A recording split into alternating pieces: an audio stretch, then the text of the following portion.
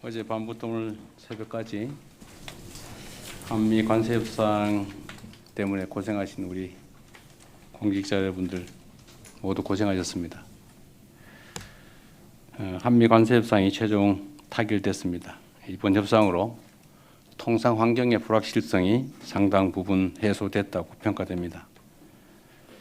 한미 양국의 경제 협력 그리고 동맹 관계도 한층 더 공고해질 것으로 기대합니다.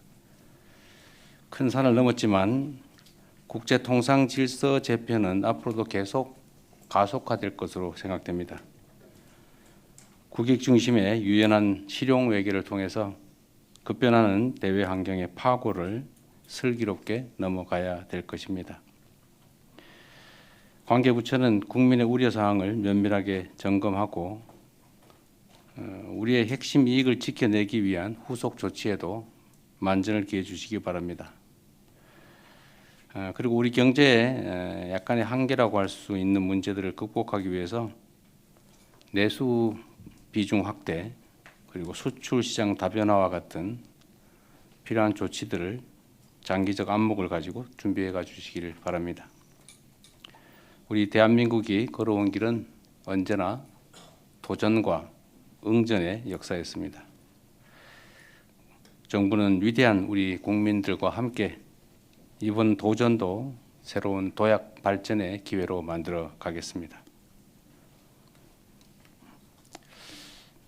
경제의 지속적인 성장은 기업의 혁신과 투자에서 비롯됩니다. 이를 위해서는 범정부 차원의 전폭적인 지원과 정책 정비가 필요합니다. 실용적 시장주의라는 우리 정부의 국정 기조를 중심으로 생산적 부분에 대한 금융 투자 촉진 그리고 재정의 적극적 역할에 만전을 기해 주시기 바랍니다. 이 중에 하나로 규제 혁신에 속도를 내야 될 것입니다. 최근 세계적인 한류 열풍으로 국내 제품에 대한 해외 수요가 급증하고 있습니다. 그런데 여러 장애물 때문에 우리 국민들의 해외 직구는 상당히 늘어나고 있는데 우리 세계인들의 대한민국 산물에 대한 역직구 시장은 성장이 매우 더디다고 합니다. 해외의 역직구 시장이 확대가 되면 사실 우리가 해외에 굳이 나가지 않고도 수출을 확대할 수 있는데 이 부분에 대한 각별한 관심이 필요하지 않을까 생각합니다. 이 해외 역직구 시장 소관 부서가 어디일까요? 이따가 한번 얘기해 보기로 하고 소관 부서는 각 부처들의 종합적인 대책들을 다 모아서 해외 역직구 시장 확장을 위한 대책을 한번 점검해 보도록 하겠습니다. 준비해 주시기 바라고요. 이거 말고도 우리 기업들의 성장을 가로막는 불합리한 관행과 제도들이 많습니다. 지금까지는 허용되는 것들 쭉 기재를 해놓고 그 외에는 못하게 막았는데 요즘처럼 이렇게 급변하는 세상에서는 사실 민간 영역의 발전 속도를 공공 영역이 따라갈 수가 없습니다. 사실 공공 영역이 허용되는 것들을 다 점검해서 정하게 되면 민간의 발목을 잡는 꼴이 됩니다.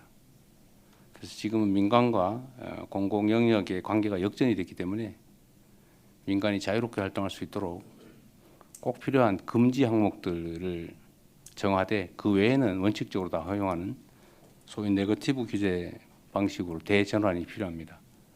전면적으로 하기는 어려움이 있을지라도 첨단 신산업 분야라든지 이런 부분들에 대해서는 네거티브 규제를 원칙으로 해야 되지 않을까 생각됩니다. 규제 혁신도 우리 총리실에서 아마 지금까지 맡고 있는 것 같은데 신속하게 규제 혁신 기구를 정비해서 실질적인 규제 합리화, 규제 완화가 이루어질 수 있도록 해 나가기를 바랍니다. 국제적인 파고에 맞서서 우리 기업들이 자신감을 가지고 경제 활동에 전념할 수 있도록 금융, 재정, 규제와 같은 정책 전반을 속도감 있게 정비해 나갔으면 좋겠습니다. 제가 최근에 뉴스에서 좀 이해하기 어려운 일들이 있었던 걸 보았는데 놀라웠습니다. 스토킹 피해를 3번이나 신고를 했는데도 필요한 조치를 해주지 않아서 결국 살해당했다고 하는 황당한 일이 있었습니다. 신고하거나 요청하지 않아도 알아서 국민들의 생명을 지켜줘야 될 텐데 3번씩이나 필요한 조치를 해달라고 요청했는데도 제대로 현장을 모르고 그 요청을 거부해서 결국은 사망사고가 살해되는 그런 일이 벌어졌습니다. 범죄가 이미 충분히 예상되는데도 피해자의 절박한 호소를 외면하는 이런 무능하고 안이한 대처가 끔찍한 비극을 반복 초래했다는 점을 명심해야 합니다. 관계 당국이 이를 뼈아프게 받아들이고 자성할 뿐 아니라 앞으로는 이런 일이 다시는 발생하지 않도록 하시기 바랍니다. 책상 물림의 탁상 공론으로 국민의 일상을 제대로 지키기 어렵습니다.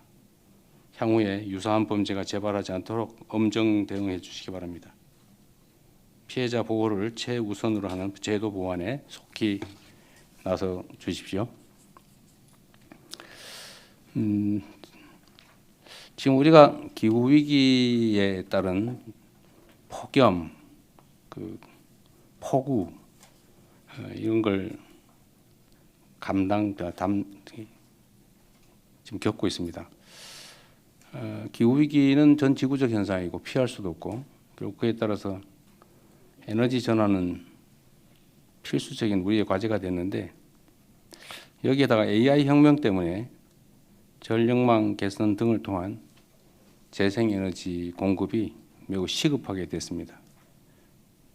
앞으로 필연적으로 늘어나게 될 재생에너지를 중심으로 전력망 인프라의 패러다임을 완전히 새롭게 정비해야 되겠습니다. 관계 부처는 현재 우리 전력 지형의 특성을 충분히 감안해서 장거리 송전의 비효율성을 낮추고 첨단 인공지능 기술을 적극 활용하는 한국형 차세대 전력망 구축 방안을 모색하기 바랍니다. 재생에너지 관련 사업에 지역 주민들이 적극적으로 참여할 수 있는 기회를 보장하도록 조치해 주시기도 바랍니다. 아울러 전국의 전력망을 촘촘하게 연결하는 에너지 고속도로 사업 또한 속도를 내주시기 바랍니다. 에너지 고속도로 얘기를 했더니 일각에서 오해가 좀 있는 것 같아요. 고속도로 그럼 딱 떠오르는 게 다 서울로 가는 길. 근데 이거는 과거 수도권 일극주의, 불균형 성장 전략으로 수도권 집중, 소위 수도권에 몰빵할 때 있었던 도로 형상이지 요즘은 고속도로가 반드시 서울로 가지는 않습니다. 우리가 재생에너지와 관련된 에너지 고속도로라고 하는 것은 지능형 전력망을 전국에 촘촘하게 깐다. 이런 의미지 서울로 가는 걸 길을 만든다. 그런 뜻은 아닙니다. 근데 이게 매우 광범한 오해들이 있어서 꽤 전문가라고 보여지는 영역에서조차 에너지 고속도로 하니까 서울로 다 집중하자는 거냐 이런 비난 비판이 있어요. 혹이라도 오해가 없기를 바랍니다. 에너지 고속도로란 서울로 가는 뻥 뚫린 길이 아니고 대한민국 전국을 촘촘하게 연결하는 첨단 전력망을 말하는 것입니다. 이상입니다.